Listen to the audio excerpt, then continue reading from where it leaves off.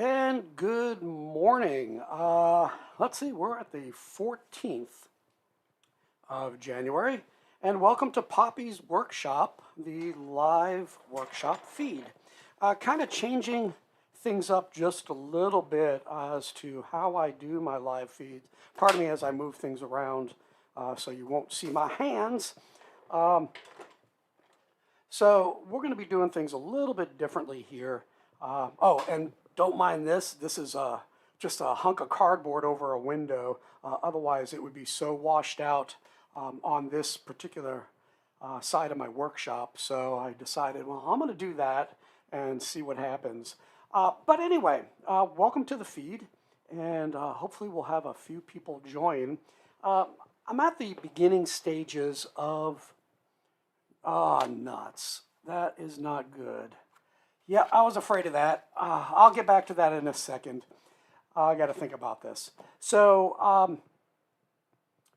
I'm at the beginning feed, and I really don't get a whole lot of people. So that's why I'm limiting things to about an hour on the live feed. And, you know, just kind of trying to build an audience, followers, whatever you want to call it. And I think...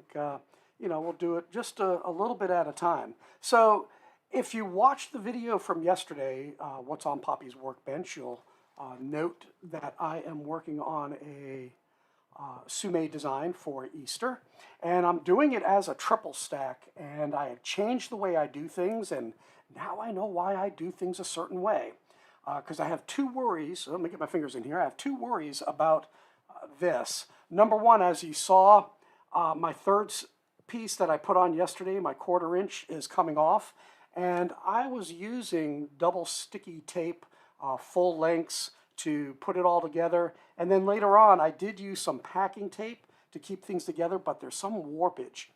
The issue that I have right now is temperatures are really wackadoodle here in Virginia Beach. So we were in the 60s yesterday during the day, or actually I should say, just call it 60 degrees. And when I got up this morning, it was like 29, and my workshop does not have a big heater that's on all the time. So even though I've got insulation and the side of the house and everything like that, it gets cold in here. So I put on this little space heater, electric space heater, to take the edge off. So what I'm seeing here is that things are coming apart even with the packing tape. So I think I do need to add more packing tape. Let me go grab some. Yeah, it's quite unfortunate what happens with that. Normally I use CA glue, but as I explained yesterday, I would then lose pretty much all of this wood to future projects. And when you're talking about mahogany, for example, or you get into the bloodwood, wait a sec. Excuse me. Man, my spatial awareness is getting really crappy. Let me see. You know what I'm going to do? Let me grab a couple clamps here. I'm going to try something.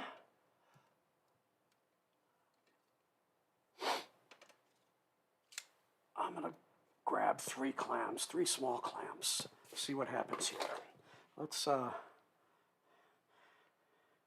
give me a little assistance. Come on, baby, stick. So yeah, I would lose those hunks of wood, or at least a large part of it, for other projects. Like I can make some nice smaller Welsh love spoons, which would be very nice to have. Make small ones. And wait a sec. I think I'm going to add more to it.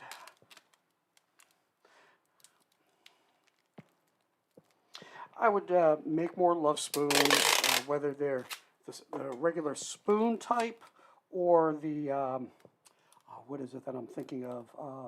A scoop, like a powder scoop. They would be ideal for the 1/2 inch because I have 3 layers here, half, and 1/4 inch. And that's a lot of wood to just waste. The second issue that I believe that I have, because I have been thinking of carving the top here, I use a different technique of putting my pattern on, and that particular way that I do it, hold on for a sec. Oh, I think we have somebody here. Let me switch over to my other screen and say hello. Hey, Archie. Nice to see you. Oh, you're from Wales. Hey, nice. Yeah, actually, I watch, Di and Thomas Love Spoons. They have a stream on Monday, and I really enjoy watching them. And, you know, it's funny, as I call them Welsh Love Spoons, I really should say, and I try to be very conscious about this, is they're love spoons in a Welsh tradition or Welsh style, because A, I'm not Welsh, I'm American. And hold on for a sec here. And I don't want to offend the Welsh folk with, hey, look, here's an American doing our thing. But I want to be able to honor your tradition from an American perspective. If you don't know my background, I kind of allude to it once in a while, is I work at NATO, and yep, it's all about the love, no doubt about it. I work at NATO, so I work with total 31 nations, including the United States, and I did have the opportunity of one of the gentlemen, he has since retired, he is from Wales, and then I guess he served 20 or 30 years in the military for the UK, and then came back to NATO as a civilian. So I was able to work with him, let's see, it was just, I got there 2018, so about 2 years. He retired when COVID hit. He just said, you know, I'm done. I saw him just when we started coming back to the office. So let me move this over here. So he was fun to work with. So I work with a lot of folk from the UK, and that's always a joy. But yeah, I like to be able to honor your tradition, and again, be respectful. Yeah, it's early Saturday morning here. It's you know, be able to respect and honor what you folks have as a very unique form of art. Yeah, so I'm trying to at least get some of this warpage under control. I think I have. We'll see how that goes as I drill. And oh, trust me, we'll we'll offend you. We Americans, we love to offend.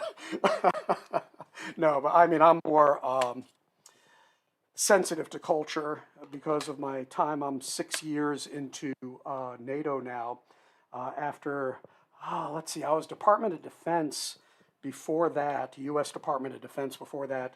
I came out here in 2009, so that's when I started with Joint Forces Command, switched to the U.S. Army as a civilian contractor, then back to the same base, and this is actually kind of funny, back to the same base where I was with the, Joint Chiefs of Staff, which is, you know, the Pentagon, but I was in Norfolk, Virginia on this small NSA base. So there was that, and then that was coming back. I was there for 2 years, and what wound up happening is they didn't give me the recognition or the financial remuneration. I can't even say it. Most people say remuneration, which is incorrect. Remuneration, and I decided to start looking for another job, and NATO came along, and they made me an offer I couldn't refuse. So that's where I wound up being. So anyway, enough of that for now. But what I will tell you, I've already started drilling some of the holes, as you can see. Let me get that held up. Actually, I got to switch my screens back, so I am not going to be able to see the live chat at the moment. So I started drilling the holes. I still have a whole bunch more to go. What I'm thinking of doing is, rather than bore you on the drill press, I'm going to move right over to the scroll saw and start doing some scrolling, so that, you know, it'll be a little bit more fun to watch. I don't know. So let me just set a few things up, and I'm gonna switch cameras in a moment. I'm gonna check the chat. So the way that I'm gonna work today, and I'm trying to develop kind of similar to way the folks with Die Love Spoons, is generally when he's scrolling, he shuts up. But I really don't have to, but the problem is I start to lose my concentration. So actually, let me do this. Let me move this over to the other table here. And then I'm going to go from workbench to scroll saw. And there we go. Hey. Yeah, I actually have a 3-camera setup. I have one here, which is on my scroll saw, of course. You saw the other one, which covers my little clamp workbench, and it wasn't focused on that, and my drill press. And then I have another camera that's actually built into the laptop. Let's see, this is too big. This was a much bigger. So if you watch, there's a live stream with John, and What If I Could, he does daily scrolls, and I appear on it once in a while. Now, I've got to decide what blade I want to use. Let's see, let's turn that around there. So I'm thinking I'm going to start off with maybe a 3, Flying Dutchman Ultra Reverse, and I'm going to hit some of these bigger spots first, so that way I can get a feel for how the wood is cutting, especially, you know, like when I do these straight lines. I like going to a little bit thicker blade, but I also went with really small drill hole. I have trouble threading those for my pierce cuts. So what I'm thinking of is I'm going to do number 3s here, see how it goes. I think I can get away with 3s with some of these here. Will I drop down to a, what do I have over there? A 1? Yeah, because on the side here, I don't know if you can see. Yeah, just let me point here. You can see the little tubes here. On this side, I have my 3, 1, 1, 0, and then just some extras that I get, like some spirals. On the other side, I have my 5, 7, and same thing where I go up to a number 10 Pegasus on the other side. And then actually, I think you can see it. The last 2 here, like the last one here, those are the blades that I've used, and I think they have more life left. But anyway, back to this. Now, Sue May is known for very thin lines, very intricate. So I'm debating about just, I love flat blades, using the flat blade in there like a number 1, or maybe even going to 1, 0, or using, for some of these more ziggy-wiggy ones here, is using, I think I have a number 1 spiral blade. And we'll experiment. If you look at some of my previous videos or pictures on my website, Poppy's, actually they're not on my website, poppysworkshop.org. That's more of my toys. Trying to remember where I have them. I know I have them on my old blog site, which was richardfairchild.org, if I remember correctly. I was just posting some blogs, and I have different things. But I was doing Christmas ornaments, and those Christmas ornaments, let me just switch and make sure I can see chats. Oh my gosh. Wow, Archie, let me catch up with you. Hold on for a sec. Let's see. Hey, great that you're a newbie.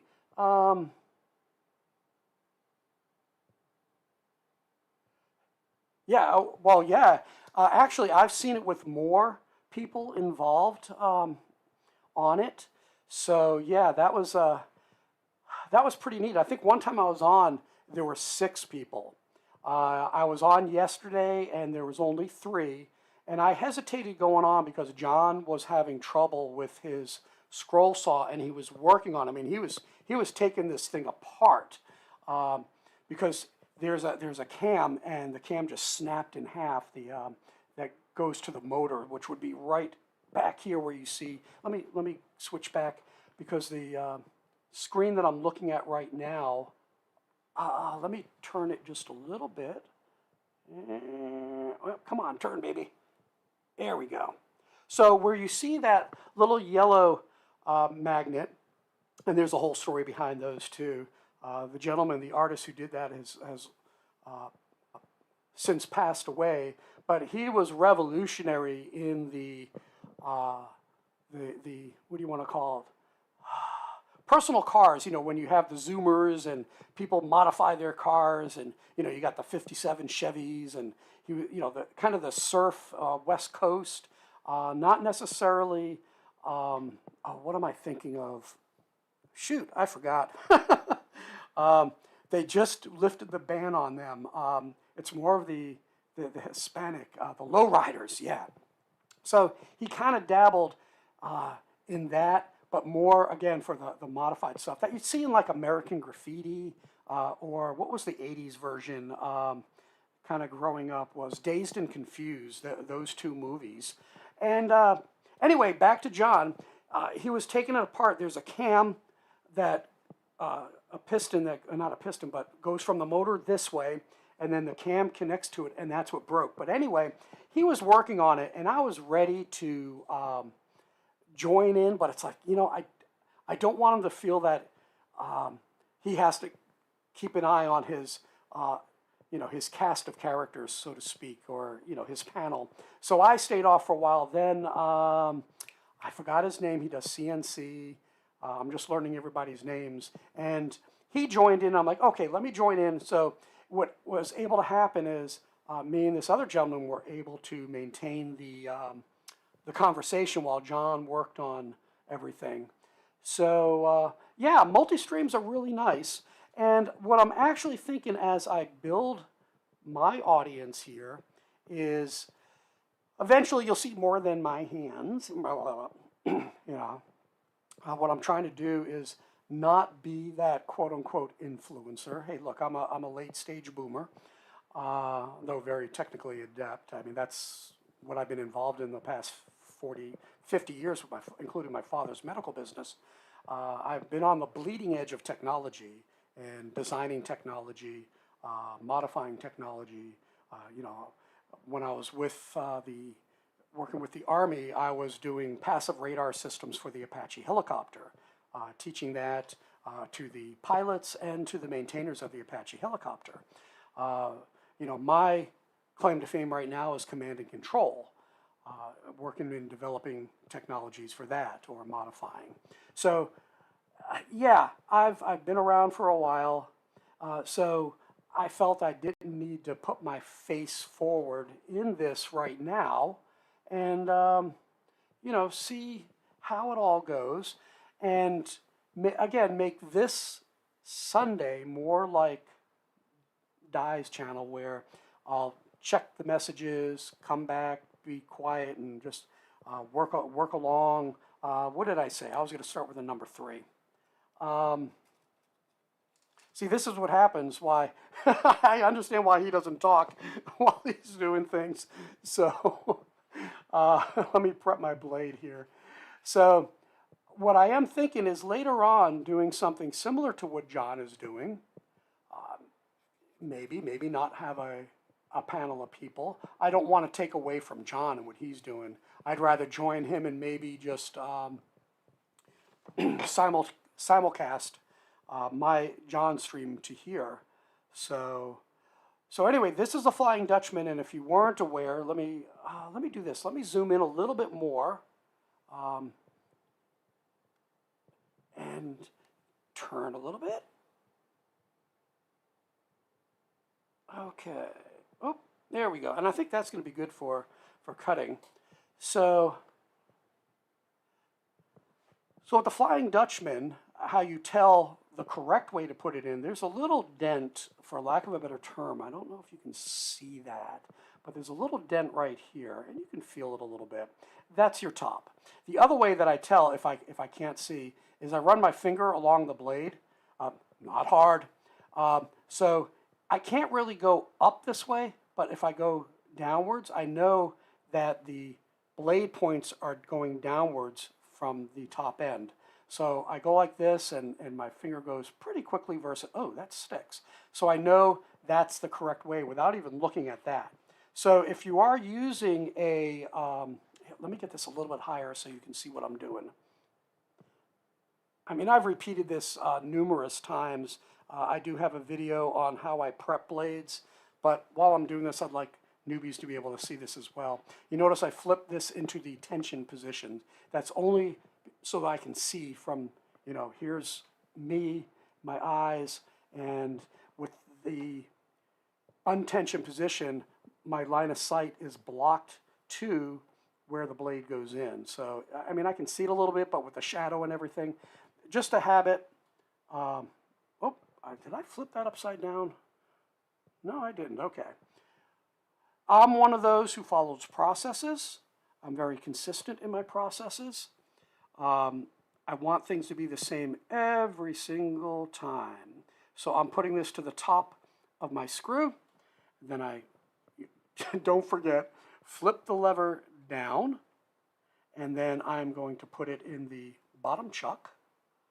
Tighten it up. Oh, I missed. And that's the thing. You're going to learn how to do things by feel. There we go. Tighten it up a little bit. Then I loosen. I pull a little bit, and it comes up a good 3 millimeters or so. And then I tension. And I can feel that the tension is correct just from repetition. And then has a nice C. High C. All right, and from there, let me slow the speed down a little bit. And I just then double check my tension. So that's kind of how I do things. From there, now we are, oops, you know what I forgot to do? Now what I do is I check. This is my top vac that I designed, or not designed, but built. And I want it just right at or above. So you can do that. I really don't need the puffer, but with the amount of wood, I'm going to monitor whether I've got to bring the puffer in. This usually sucks enough. But as I mentioned yesterday, I put my Cyclone back on to my dust system because I changed from a DeWalt shop vac, which gave plenty of suction, to a 1 horsepower dust extraction system. And it moves volume, but doesn't have the pressure. So when I remove the Cyclone, this doubles in pressure, in suction, which is really nice. Let me go check, see if anybody else is chit-chatting here. Here we go. Oh, good, you did watch the one about prepping. So you just got a rehash. I'm a typical instructor. Keep repeating things over and over again. I apologize.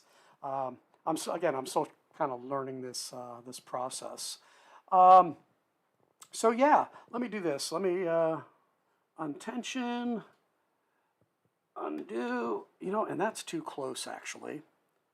I'll fix that after I get my first setup up. I just loosened things up a little bit. So, oh, you know what I forgot to do? Wait a sec. After I drill my holes, I just smooth things out a little bit. There we go. That way you don't have bumps and stuff. So I'm not sure if I made these holes too small or not. I'm just gonna, nope, there we go. Gotta be careful putting it through. Oh, well, that's not the one I wanted.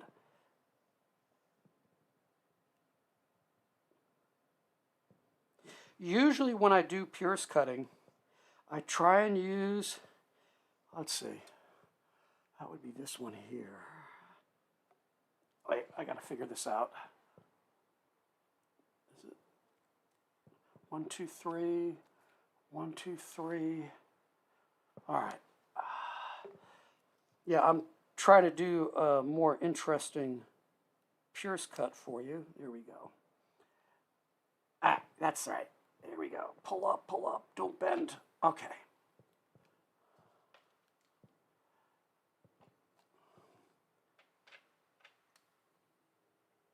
Yeah, I don't do a whole lot of stack cutting, especially a triple like this. Oh man, I can't see. I'm trying to make sure my blade is straight. That tension feels a little bit loose for me. So I think once I get a bigger hole, I put my suction a little bit too far away. I mean, too close. I don't want it to hit the chuck. So there we go. All right, I think we're ready. So let me see how the zoom is here, what you're looking at. Make sure that it looks pretty good for you. Let me bring you in a little bit closer. Hopefully my hands won't get in the way. I'll try and be good on that. Okay, I think that's close enough. So what I like to do, again, I'm repeating myself, no. I like to keep the waste wood to the right. That's just my habit. You're gonna develop your own style. I find that, especially with the Flying Dutchman, they drift to the right a little bit. I would rather drift into the waste wood than into, in this case, you can see the magenta, into the, the live area. So this gives me opportunity to correct any errors that I do. So in this case, I'm going to decide whether I'm going to cut out a V here or go down, spin it around, back in, and then work my way up the side, and then do some nibbles and everything like that. So let's get started. Let me turn my dust handling system on. Get a little sip of fluid. Hopefully you don't hear, oh, I gotta get my stool up a little bit. Hopefully you don't hear too much of the dust handling system. Yeah, that's about 50% of what I'm used to. So I think today I am going to change what I'm doing and remove that. So in my first cut, let me think. I guess I'm at 50% right now in terms of the speed. And, oh, let me get my foot pedal in place. And I think that's a little bit too slow for what I want to do. So I'm going to speed things up to probably about 3/4. There's always a sweet spot. Yeah, there we go. And right now I'm playing with, yeah, this does not want to turn the way that I'm used to.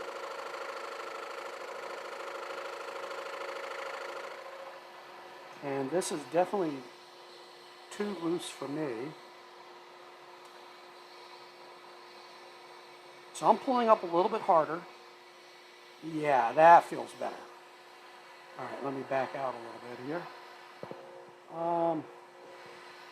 And you can see that I use a 5-time magnifying glass. Whoop! Yeah, and I think I bent it. So I'm trying to figure out how this all works, and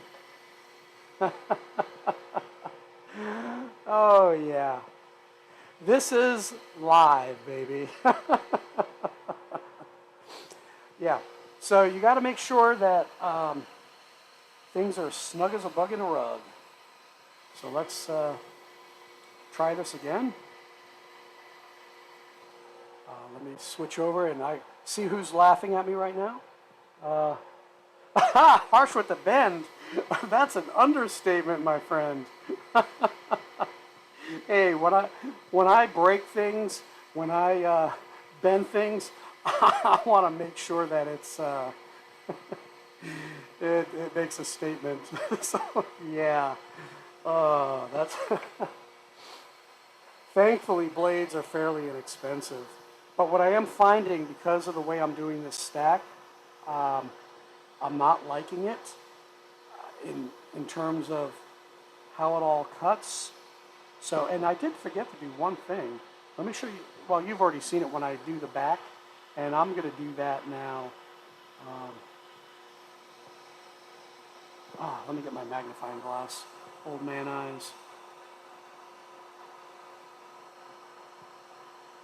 Yeah. Okay. No wonder it was tough to see. All right, I'm going to clamp that harder. I try not to over torque my chuck screws. It's the same thing like with the speed that I use for for the saw itself. Let me get it so you can see what I'm doing here. Just like that. Get those corners a little bit. The show must go on. You're not kidding. Yeah, but at least, you know, hey, for newbies like you, I've been at this for a while. I came back to scrolling about a year ago, where I'm scrolling almost every day, or let's just say every week, because I do have a full-time job. But I've been actually woodworking since the 1970s, since I was a kid in 7th grade where we first started. So that was the 1970s. I graduated in 1980. So I'll tell you what I may wind up doing. I'll see how this continues, see if I get a good feel for it. Whoops, see. What I may wind up doing is taking off that last 1/4 inch piece. So I'll take this bottom off and just do a, you know, the half-half stack, because with the warpage, that may be the issue. I'm not sure. I'm not seeing much movement since I've packed it, but that could be an issue.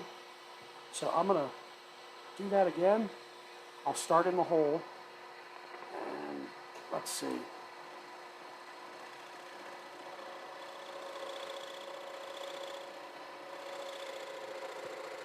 With the different thicknesses of wood. Alright, so what I'm going to try and do here. Now I'm going to move a lot slower because I'm still uncertain.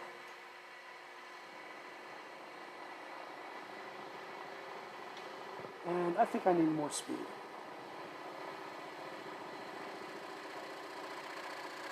So I'm going to shut up for a little bit here. And it's chattering.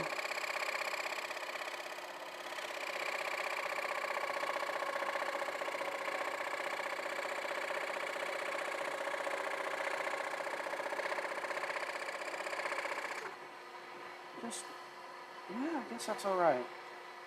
And usually after, you know, when I first start cutting, I do go back to double check my tightness, which I did not do.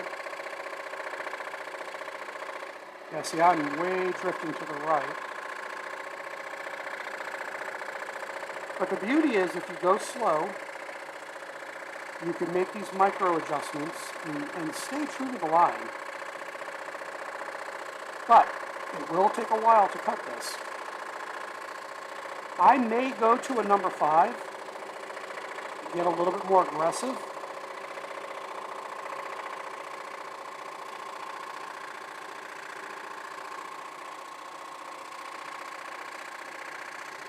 So let me do a couple minutes here. Oh yeah, the second thing that I was concerned with, as I was started to say, and of course I get distracted, is the way that I put this pattern on. I used what's called a removable spray glue. The reason being that I did that is I was thinking of doing some carving on this. And when I carve and I use that type of glue, I don't have to worry about taking the pattern off. I can just carve it right off. Whereas the normal way, let me get my focus here. The normal way that I put it on is with clear shelf liner. See, I'm watching the paper bounce a little bit. I think my temporary glue is losing adhesion because I've left it on too long. I think more than a week ago, I had set this pattern down. And usually I do it, you know, within minutes. But there's ways to compensate for that.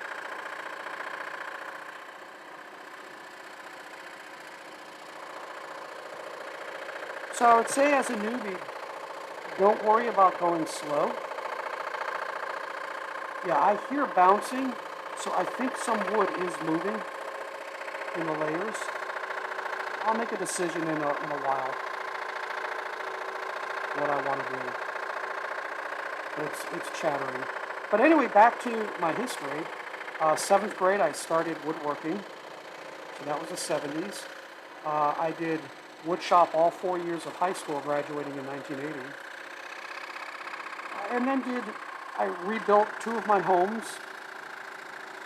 I'm not a super duper carpenter or anything like that. I'm just a rookie of 50 plus years.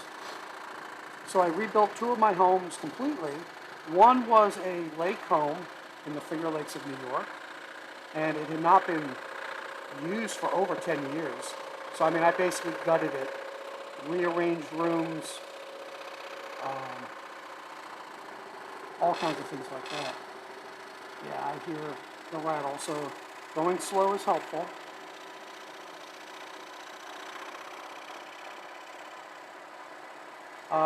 Then sold those 2 homes. I went from the lake home to a village home, rebuilt that. Then I went to another home that was just down the road, so I went from 87 to 31. Did that. Then after living there, I forgot for how many years, in 2000, let's see, it's sticking. I got the tape here is sticking.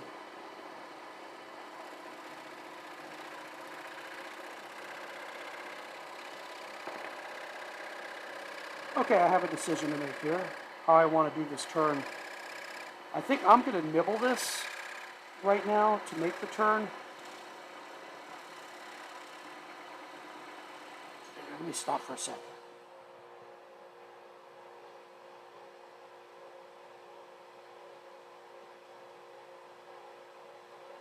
Okay, let me read some of your stuff here, Archie, so I can catch up for a second.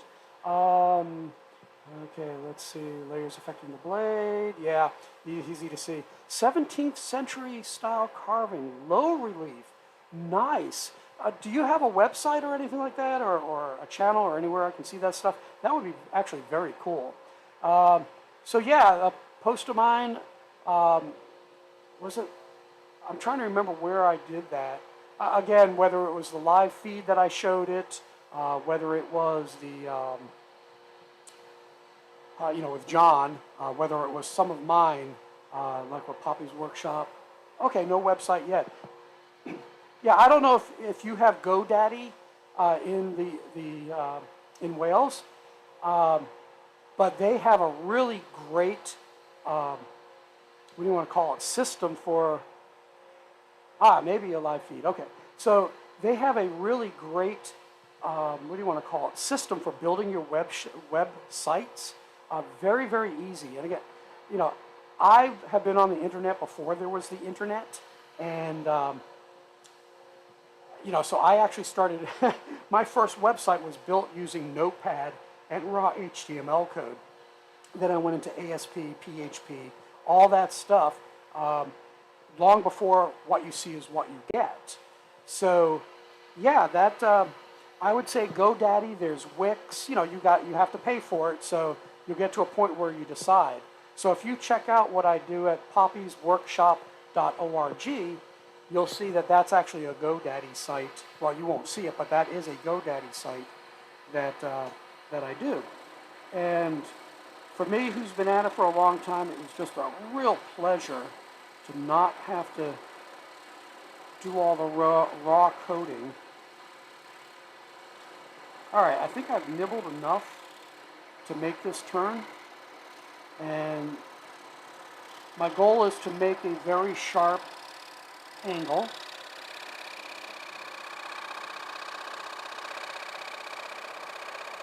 There we go. And I think this one, I'm trying to be real careful because, again, with 3 layers and the chatter that I'm hearing, I could easily break the blade if I turn too quickly. Being if you already saw what happened with the, here we go. Yeah, you can see the pattern popping up, which is going to cause an issue when I do the inside cuts. These, inside. one of the disciples there. I think that's, oh no, that's Simon. I think he was a slave, if I remember correctly. Yeah, see, I'm drifting to the right. I go slow. So what I may wind up doing is dabbing some glue on that to keep it down. I mean, I can keep my finger like that, keep it from bouncing, but now you can't see what I'm doing. So let me do it from, yeah, that blocks you, but I do need to have my finger there right now. But anyway, you said the type of low relief carving sounds really cool. And again, I don't know if I can see it from here. Let me do this. Let me cut in front of the camera, and I gotta reach up high. So I use the Krylon Easy Tack when I'm gonna do something with carving, because I can just carve right off the wood and not worry about it. Whereas with the clear shelf liner and the 3M77, which I love, man, that stuff sticks.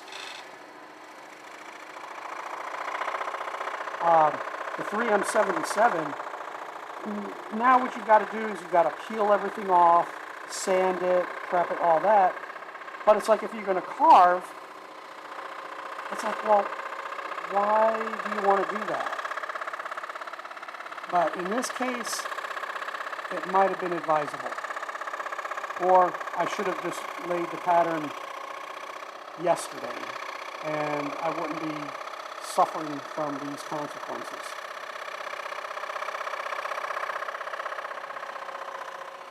So yeah, yeah, my Sunday mornings, one of the reasons why I chose 9 o'clock is for you folks in the UK, in Europe, and you know, figuring that you're 6 hours ahead of us. It would be after church or after going to the market and getting your day going. See, I'm off the line a little bit, which for this piece is no big deal. Where I would be concerned is going to be the next cut. So let me get quiet for a second.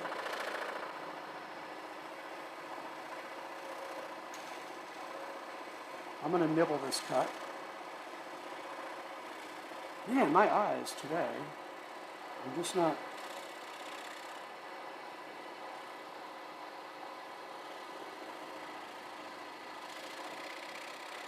So I'm nibbling to the line, and I'm backing up, and now I've got room to make the turn. Now I've got to really pay attention to this straight line.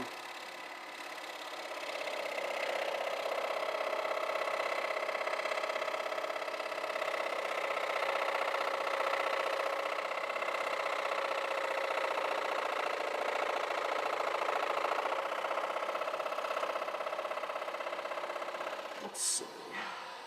I don't know if I've got what I'm looking for. I'm looking for, I think this may work.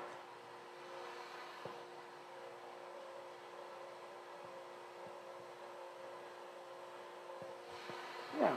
So what I'm going to do is I'm going to use this as just a little scrap piece of wood. It's you know, 3mm square.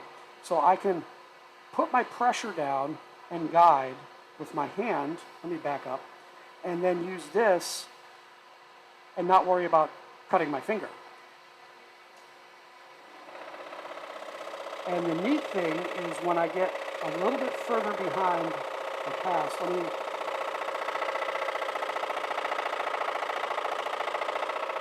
I can actually, when I am further back, is I can actually do this.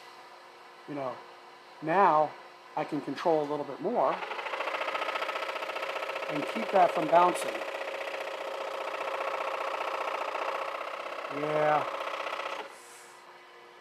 I'm definitely going to go to a number 5.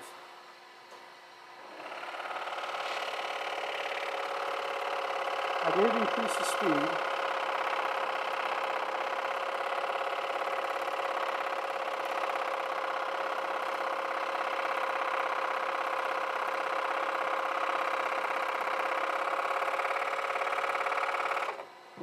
stick in there. And you can see how much I have to turn my piece to stay straight on the line.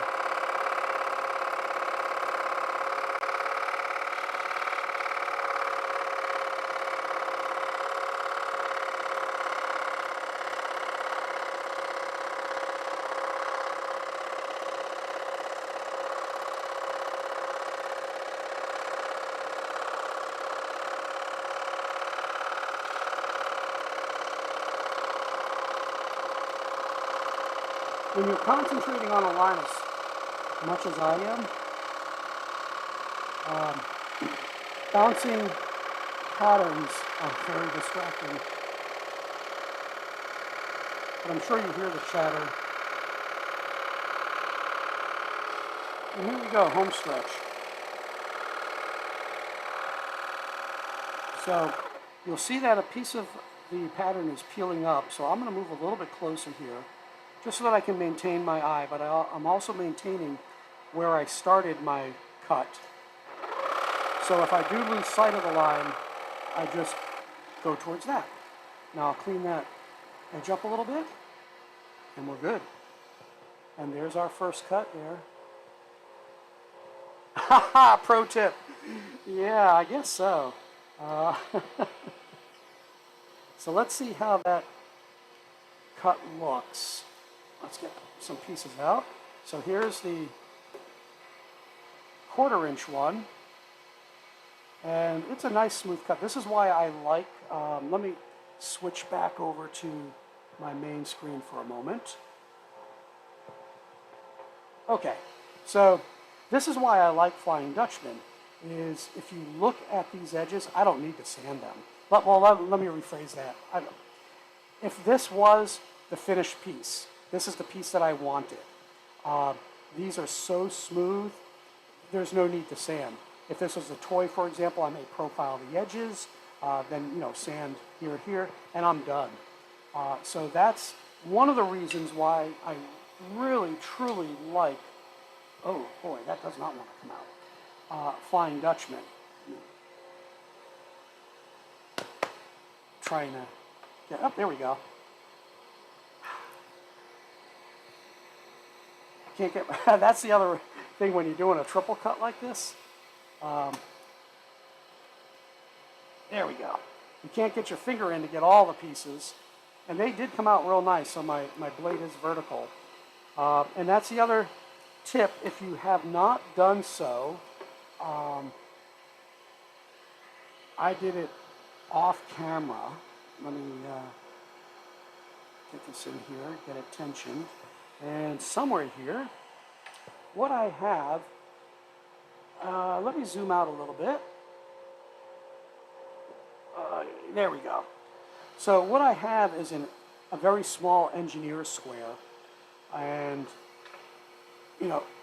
part of my preventive maintenance, part of when I start a big project, is I lay it up against the blade and make sure that it is perfectly 90 degrees. Do the same thing this way. It's very close because the blade kind of moves a little bit like this. I'm exaggerating, of course. So I give it a check because I want to make sure that all my pieces are 90. I do intarsia as well. And the intarsia, what I would wind up doing is taking different pieces cut from different pieces of wood and then putting them together, and you want them to match. Same thing if you were doing puzzles, for example. Puzzles, you cut everything, even if it's from a singular piece of wood.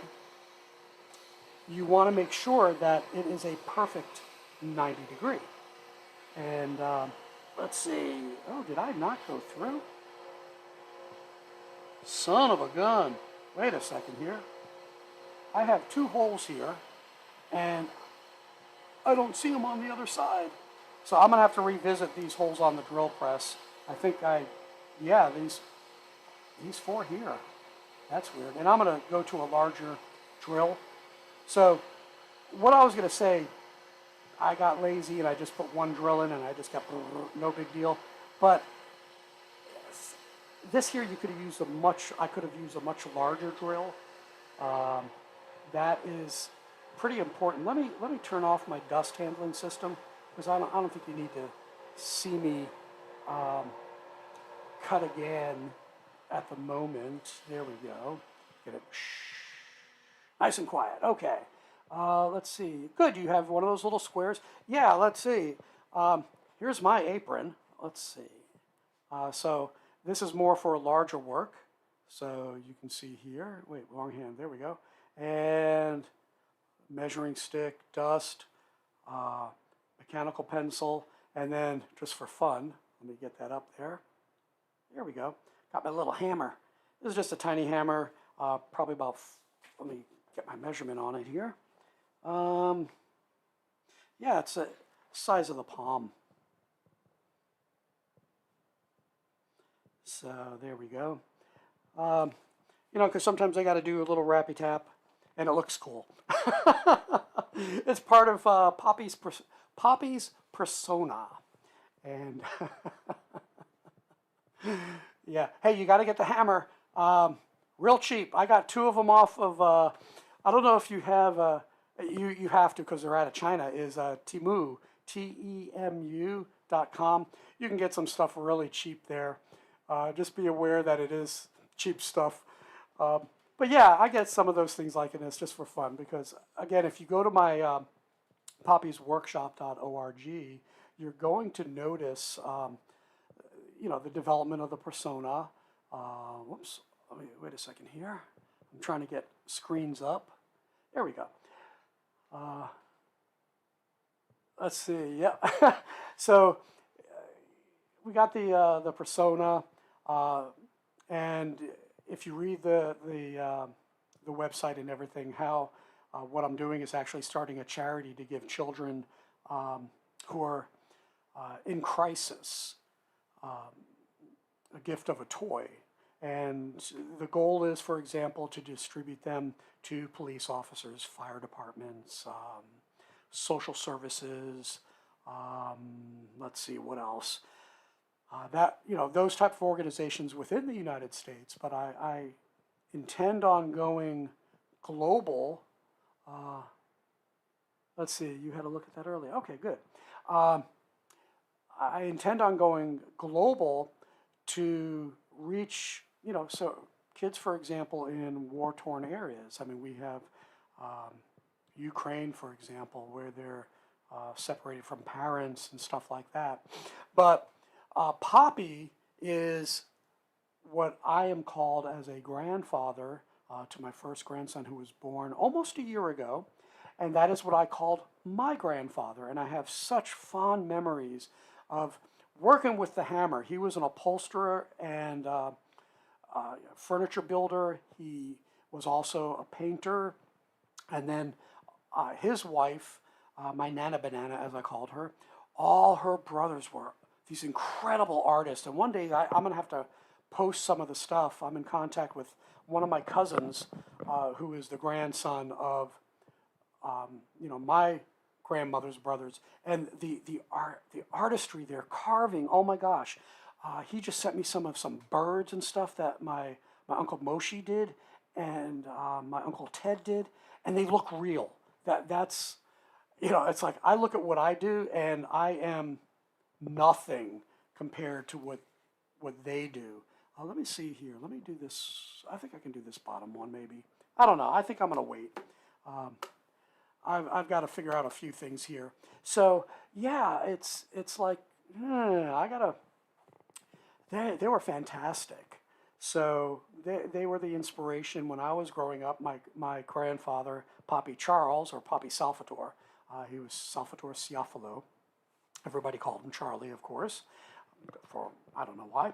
And you know, so there were times where he'd be reupholstering something for us at our house, and you know, I'd be holding the hammers for him and handing tools and stuff like that. I did the same thing with my father in his business growing up until he finally said, "Okay, you're going to help me install this X-ray machine. Here's what you're going to do. Okay, you're on your own. You're going to install the X-ray processor, do the plumbing, do the electrical, do all that." But my fondest memories were with my Poppy, sitting and painting with him, those different things. Rode the subway of New York City from one end to another, going to Coney Island, having Nathan's hot dogs and French fries. So if you ever come to the United States, highly recommended. That's what you need to do. I don't know if it's as good as it was back in the 60s and 70s, but definitely Coney Island is the place to go to at least experience it. Let's see. The little wooden cars. Yeah, that's just something that I found. That's his first plastic toolkit. Now, here's the thing. Okay, let's see. You said your grandnephew, his first plastic at age 3. How about you make him some wooden ones? There are plans on Etsy. There's plans all over, but you probably don't even need it. Is you can take multiple species of wood, and you can create a wooden hammer like this. Let's see. Oh, that's the studio. That's why I'm lagging. The issue that I have is I am on my control panel for my streaming software, and everything is, like when I move that's live. This is great. I can see what I'm doing, make sure that I'm centered and everything like that. But then when I switch over to YouTube and I go like this, now wait, hold. It's still waiting. I'm still waiting. There we go. So what I just wiggled is there's the lag. So I'm trying to read what you're doing. Yeah, your stream will look great, but it's just how their studio works. It's kind of. But anyway, hey, make a toolkit, make a box. If you're able to make, if you have carpentry skills, to make a toolkit. If you go to, you may be familiar with Steve Good, and I think it's, he has his middle initial in it. But if you Google Steve Good scroll saw, because I think it's like stevedgood.com or something like that. I think he has his initial in there. I forgot what it is. He has plans for one of those. You have the handle toolbox with the triangular sides to an open bottom, and it would be like you can have grandpa's helper, dad's helper, and in yours you can put uncle's helper, for example. Then make wooden tools, wrenches and things, and they don't have to quote unquote work, but you can do that. And then it becomes more meaningful to the child later on in life. I just found out one of my toys I made for a young boy, it was a small, I think it was 4 or 5 cars of a wooden quote unquote circus train. And his mother and I had a falling out a number of years ago, but have been in contact once in a while, especially when a mutual friend had died. I hadn't spoken to her in years, and I just texted her and said, hey, I wanted to let you know that, blah, blah, blah died, and he always thought very highly of you. And that kind of reestablished our relationship. But I'd contacted her, and I had asked, I said, hey, do you still have that? Because that would have been around 1984. I think it was around 84. It was before I got married, but between 84 and 85, I gave it to her to give to her son, and she replied back and said, yes, he still has it. It's probably one of his most treasured toys. And yeah, it was kind of neat. And back to Steve Good real quick, he might have some plans for tools themselves. So that may be a good thing there for you. But the wooden toys, I've been giving wooden toys out to kids, to parents that I know.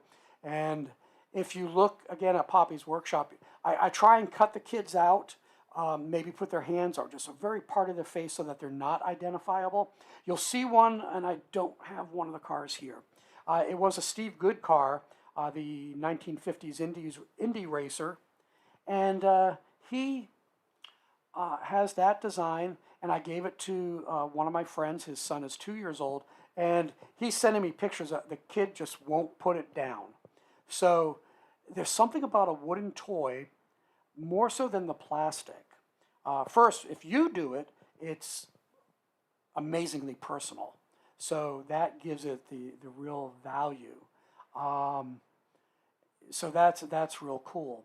And I've been giving them to some of my coworkers who've recently had children or grandchildren. And the goal is when I build them is that they're heirloom quality. I'm not using plywood or anything like that. I'm using hardwoods. So I'm going to a little bit extra expense and making sure that it can be that heirloom that come 40 years later. Oh, I got another story for you.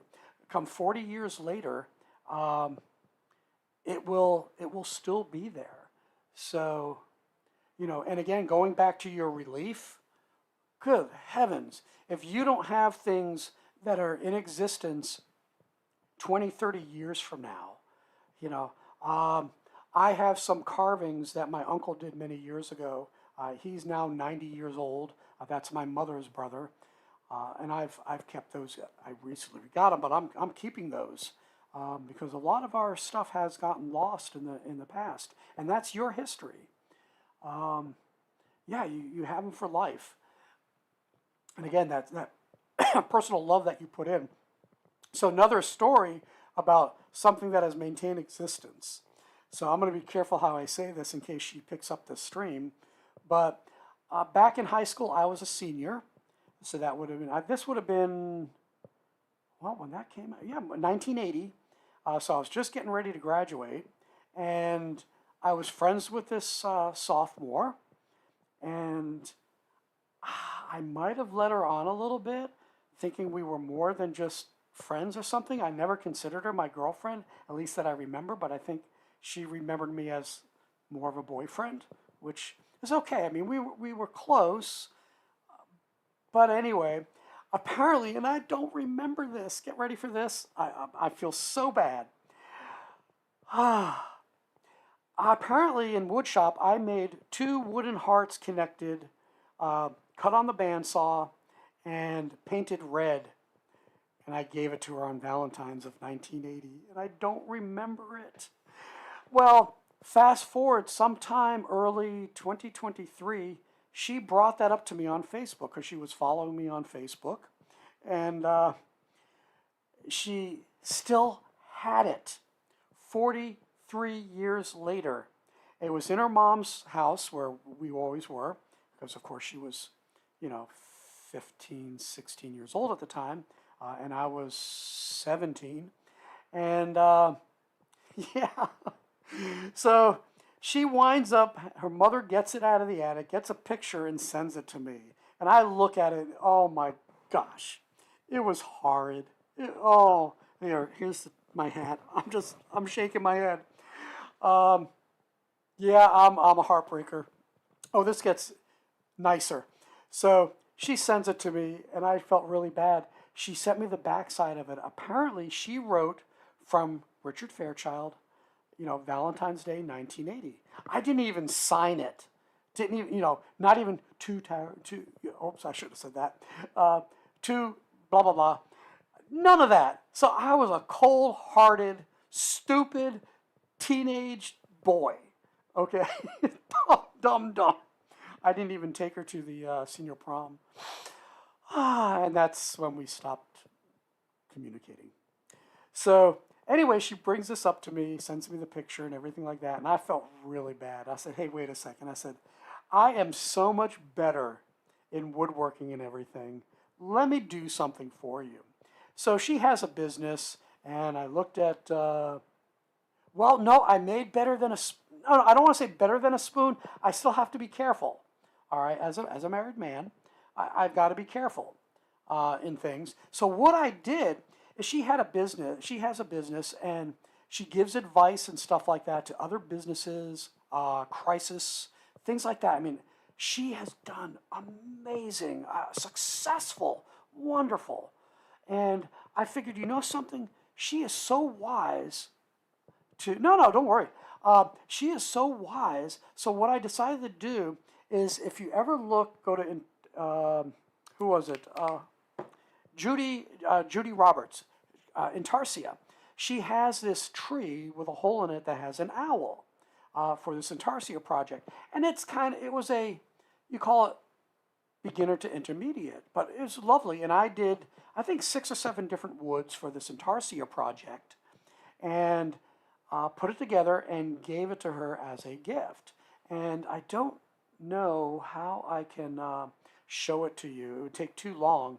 Um, Maybe what I'll do is show some pictures of some of my work, and when you see this, you say, you'll be in the know. I don't know how many people are on right now. I think just you right now, and do that. But I wound up sending it to her, and she absolutely loved it, put it in her kitchen. Um, so, did that as a friend. So I have sent love spoons to other high school friends. I mean, we knew each other a little bit in high school, and she was going through a rough patch. Sent it to her, and again, in sending gifts, personal gifts, you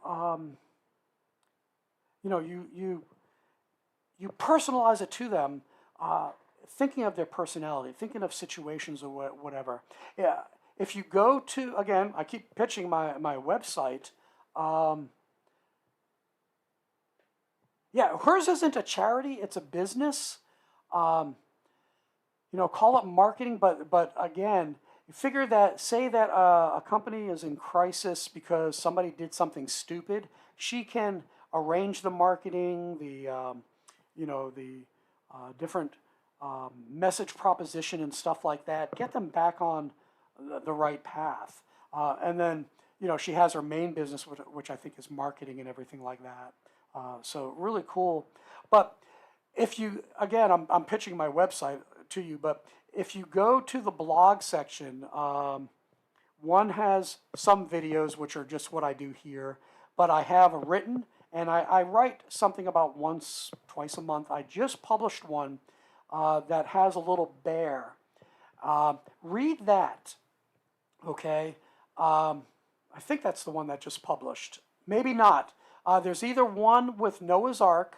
I forgot which one is going to be published in a couple months because I kind of wrote it. But to give you a heads up, I actually made this little, it was a mama bear, baby bear that interlocked with each other, then went into a cave that then had the rocks that covered it over. Well, there's a very sad story behind that. Is on the, let's see, the girl was 16 years old. It was her junior prom, the eve of her junior prom. She was heading to school with 3 other girls, and she was, I think, in the back seat. And one of the girls, good, Eva's Journey, yes. So you can read that. But I've known Eva's mother since I was in fourth grade. So you figure fourth grade is what, 9 years old? 9 years old. That would have been 1971. And it was a very simple gift, but what she did is, we were talking about something, and I think she saw some bears that I made. It was a rocking, and I never liked it. And she wanted it. She wanted to buy it. She wanted to buy it. I'm like, no, I can't do that to you. And she said, this is why. And she sent me that picture at the very end. And I was like, I can do better than this. I said, give me a little bit. I got something special for you. I'm going to do something special. And thus, that particular item. Very simple cuts and everything like that. I painted it, which I generally don't do much anymore because I do multi-species. And, sent that to her, and just, it's in Eva's hospital room. Well, she's not in a hospital. She's in long-term care because she's, doesn't speak, doesn't move, anything like that. And it's been 11 years. So that was so special. How much can I give you? How much can I give you? I said, just to thank you, and that's it. And maybe a picture of where you have it. And that's all I wanted. It's the same thing later on in a month or so. You'll see a story about Noah and the Noah's Ark puzzle I did. Again, a very special circumstance that became very meaningful. So that's that's kind of how you do it. And you know, like Noah's Ark was from a pattern and everything. And again, a lot of stuff that was a very easy pattern. I don't do patterns. I might have seen something and said, "Oh, I can draw that and do that." But I try and do other people's patterns. Probably 90% of the time I do that. I mean, eventually I'll do more of my own, but there's just so much stuff, really good stuff out there that you can do. But that's kind of it. Let's see, and yeah, it just sparks an idea in the head. And again, seeing other patterns is like, I can do better. You know, because the one that I had in the rocking chair, oh, it was elephants in the rocking chair from somebody else, and they said, "Can you?" She said, "Can you do that with bears?" I did it, and it just didn't look right the way that it interlinked. I'll just leave it at that. Yeah. So when I look at giving gifts, they're to have a meaning. You'll see some of my videos. I talk about a different Noah's Ark, not the puzzle, but you'll see the Noah's Ark that I completed. That was a whole series of videos, and I'm going to get a picture of it now that the linseed oil is pretty much cured now. I let it cure for like 2 weeks. I'm going to take it outside and kind of stage something with all the pieces. Made it out of 12 different species of wood rather than painting. And that's for my grandson's first birthday next month. Will he be able to appreciate it? No, but that's something that'll be appreciated long following. Again, on my website, if you look, let's see, it's under the other stuff on the far right on the top, and it's Meet the Team. You'll see me, you'll see kind of a short bio on me and all the different things I did, and you'll actually see how my philosophy was developed, because you'll see, oh, he works in the military as a civilian. Oh, he worked ministry with kids and stuff like that. He worked volunteer in the Civil Air Patrol, the U.S. Air Force Auxiliary, working with 12-year-olds and above. Blah blah blah blah blah. But below that, scroll down and you'll see a picture of my grandson with I think he has 2 of the toys that I did that he got for Christmas. Again, at 10 months old, he doesn't understand it, but you look at the smile and the joy, and he's holding these 2 things in his hand. Basically like, hey, I got stuff in my hand. I can hold it. Not, hey, look what Poppy made for me. But eventually, that's where it's going to go. I'm going to be long gone when he's, a bit older, and he'll have it up on the shelf, and he'll remember certain things when he's, 4, 5, 6 years old, if, when he reaches that. And I'm still here. I want to be able to develop the memories, and I want to be able to transfer that to other people. Thus, again, looking at the charity that I'm starting to build. Right now, I'm in what's called the soft opening. I don't have my 50c3-1, so anything I do, if I have extra money, I got to either spend it back in or just donate it, and that's pretty much what I'm doing, and pay taxes. Eventually, when I do go full nonprofit, gifts will be non-taxable and also be able to be written off on your taxes. Well, American, different for folks in the EU, UK, and everything like that. So yeah, there you go. Small audience, but hopefully some folk will be watching later on when I have this available, whether they see it or not, or in future years. This is here. I'll probably repeat myself. I always do that. But, I probably eventually will shift to showing my face. I bet it would probably be nicer for you to see my face than, I can do that. Let's see. Can I do that? Hold on for a second here. I think I can. Laptop camera. Here we go. Yeah, I probably should have done this. So, hi-oh. And again, there's the cardboard behind me. Otherwise, you'll see the halo. I should probably do this more so, make it so that people can see me. Again, my worry is, or I don't like being the center of attention in things. Yeah, there you go. I don't like to be the center of attention. Uh, Again, I don't want to be a influencer. I don't want to be a personality. You know, hey, look, I'm just a late-term baby boomer. Um, you know, doing my thing, sharing with people, and that's really what it is. Um, yeah, and yeah, here's my microphone up here. Looks like I'm gonna have to cough here. Let me get a drink. And I think you see that with the folks. Yeah. Okay. I like that. Okay. So if your preference is to see me working, that is good. So that you're helping me. Trust me.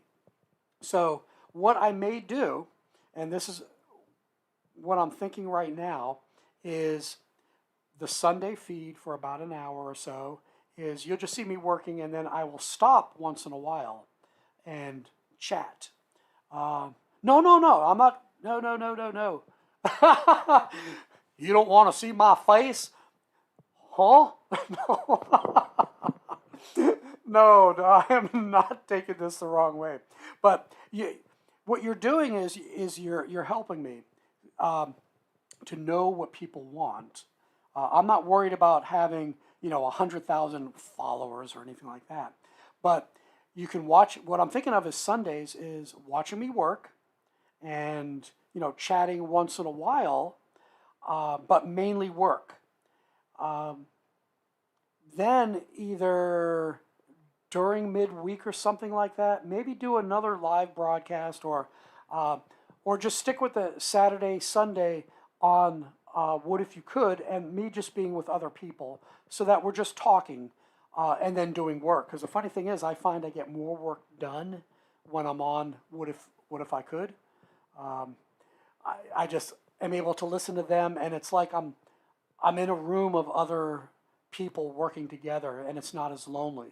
So, for example, I'm talking to you because I'm working alone and I'm kind of lonely, and I'd like to be able to talk. So, um, so yeah, I think that's what I'll do. Is my original intent today was work, work, work. Okay, yep, yep. Here's a comment. Yep, yep, yep.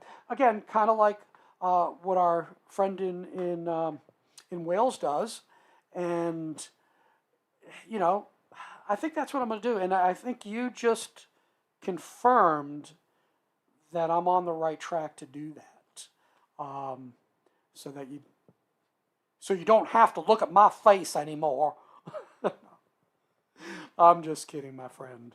But we'll do that. But anyway, I think what I'm going to do right now. 11:10 for the stream. Yeah, I think that's what I'm going to do. If John comes on today,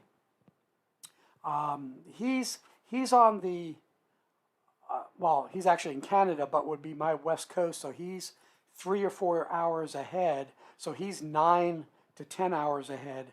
And now today he may go on probably one-ish, two-ish hour my time. So dinner later, early mid-evening for you, and on the weekends. But then I'm trying to think when he goes on at like 9 o'clock on the weekdays. Let's see, that is, man, you may be just waking up so you can watch his streams. You won't see me, but you can see the other folk. Yeah. So, I may do that, but again, I think me adding another stream, maybe doing, for example, Saturday, becomes more of the, hey, let's do an Ask Me Anything. So that's kind of what this is right now, what this became after I struggled at the scroll saw. And that's the other reason why I kind of stopped, is I was getting a little frustrated, and I knew that I needed to stop and figure out what I do need to do over here. So that was why, and you being able to chat with me kind of switched my mindset. So it became an AMA, Ask Me Anything. Yeah, AMA. So I may do that, is maybe say, hey, once a month or once every other week, I'll do an AMA on a Saturday morning. Um, and that I would do that before I have to do, especially when summer rolls around. Let me see, make some sodas before they lose the light. Hey, yeah, I'll do that. But yeah, I was looking at shutting down anyway. That was my closing statement. But yeah, hey, it was great seeing you chat with me and hanging with me for the hour. I really appreciate it. And again, I think the AMA, I think I'll start off light and then move to something more frequent as more people come on. You know, right now it's just you on, which, hey, is great. You can ask me questions. You know, for example, if, say, next week you decide to watch and I'm scrolling, ask a question and say, hey, I noticed you did this, why, or can you show me how to? And I'll be more than happy to do that. That'll be wonderful. So hey, let's end it. You've got to go with your fading light. I've got to go start doing some chores and everything like that and get a bite to eat. And hey, take care. Um, may the Lord richly bless you. Make it a great day right here at Poppy's Workshop.